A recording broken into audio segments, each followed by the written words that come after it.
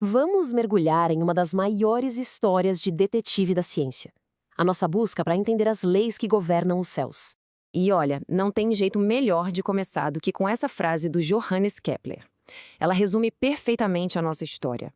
Essa fome que a gente tem de conhecimento, sabe? Aquele impulso de olhar para cima e simplesmente se perguntar por quê? Essa pergunta, ou porquê, ela só é possível porque o universo nos dá pistas. Ele tem padrões, tem regras, e é exatamente isso que faz a ciência ser possível. É só parar para pensar um pouco. A gente vive num universo que é perfeito para ser descoberto. As coisas mudam sim, mas elas mudam seguindo leis que a gente consegue prever. Do pôr do sol à queda de uma maçã, existe uma ordem. E essa ordem nos convidou a decifrá-la. E, claro, os primeiros humanos aceitaram esse convite. Mas quando eles olhavam lá para cima, não viam só pontinhos de luz. Eles se viam ali, viam suas próprias histórias. Peguem, por exemplo, esse grupo de estrelas bem conhecido. Em muitas culturas, como as dos nativos americanos, ele era visto como uma grande ursa.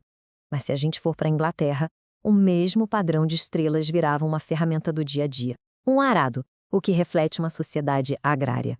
E lá na China antiga, essas mesmíssimas estrelas eram o burocrata celestial. O ponto aqui é o seguinte: as constelações não existem de verdade lá no céu. Fomos nós que as criamos, projetando nossas esperanças, nossos medos e o nosso cotidiano no cosmos. Mas essa busca por padrões não era só para contar historinha, não. Era uma questão de vida ou morte, literalmente. O céu era o primeiro calendário da humanidade. Saber qual constelação aparecia no começo do outono significava saber quando plantar, quando caçar, quando se reunir. Ler os céus era, basicamente, sobreviver. E foi aí que nossos ancestrais deram um salto. Um salto bem sedutor e que, olhando hoje, a gente vê que foi equivocado. O raciocínio era: se o Sol e a Lua governam as estações e as marés, e se as estrelas anunciam as épocas de caça e colheita, por que os planetas, aquelas estrelas que passeiam, não poderiam governar os nossos destinos pessoais? E pronto, assim nasceu a astrologia. É super importante a gente separar as coisas, né? A astronomia é o estudo do universo como ele realmente é. Já a astrologia é a alegação de que o universo gira em torno de nós, de um jeito muito pessoal. E não dá para subestimar o poder que essa crença tinha, de jeito nenhum. Olha só isso aqui. É uma lista das causas de morte em Londres, lá em 1632. Tem doenças terríveis, acidentes, mas se a gente olhar de perto, vai encontrar uma coisa muito, muito estranha. 13 pessoas. Tá lá, no registro oficial, a causa da morte delas. Planeta. A influência de um planeta. E pasmem, isso é mais gente do que o número de pessoas que morreram de câncer naquele ano, segundo essa lista. Então, a astrologia não era só um passatempo. Era vista como uma força da natureza, uma força mortal. Só que por trás da astrologia existia um quebra-cabeça científico de verdade que deixou os maiores pensadores confusos por séculos. E esse mistério tinha a ver justamente com aquelas estrelas errantes, os planetas. A grande questão era essa. Enquanto as estrelas fixas se moviam todas juntas numa procissão organizada, os planetas faziam uma coisa bizarra. Eles passeavam pelo céu e de vez em quando pareciam parar e andar para trás. Esse é o famoso movimento retrógrado. Visto daqui da Terra, um planeta como Marte parece fazer uma espécie de laço no céu. Como é que isso podia ser possível se tudo girava perfeitamente ao nosso redor? A primeira solução completa para esse problema veio de Cláudio Ptolomeu. Foi uma obra de gênio que explicava esse movimento retrógrado com um sistema complexo de círculos dentro de círculos. E tudo funcionava com base numa ideia fundamental: a Terra era o centro de tudo. O modelo do Ptolomeu reinou absoluto por quase 1500 anos. Desafiar essa ideia não era só discordar de um cientista. Era desafiar a própria realidade, a religião e o senso comum. Mas a ciência precisa de rupturas. E a mudança foi gigantesca. De um lado, o modelo de Ptolomeu, com a Terra imóvel no centro.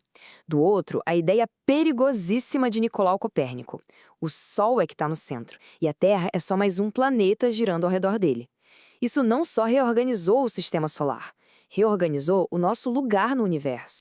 A reação foi imediata e violenta. Essa citação do Martinho Lutero mostra que a briga não era só científica, era teológica. A ideia de uma Terra em movimento batia de frente com a interpretação literal das Escrituras e abalava os alicerces de um mundo centrado no ser humano.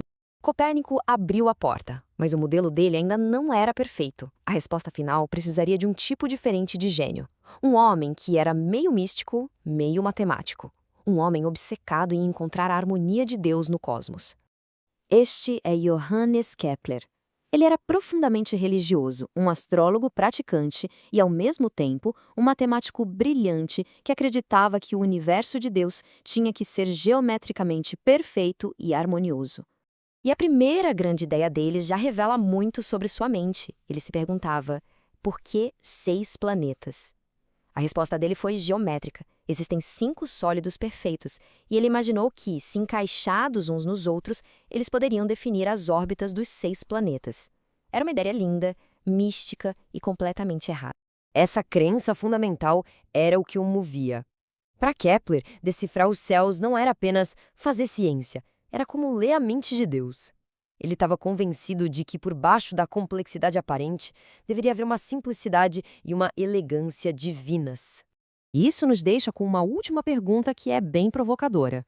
O que acontece quando uma mente brilhante, armada com uma teoria mística e belíssima, se depara com dados frios e implacáveis que a contradizem? A jornada de Kepler para reconciliar sua fé na harmonia divina com a realidade observada mudaria a ciência para sempre.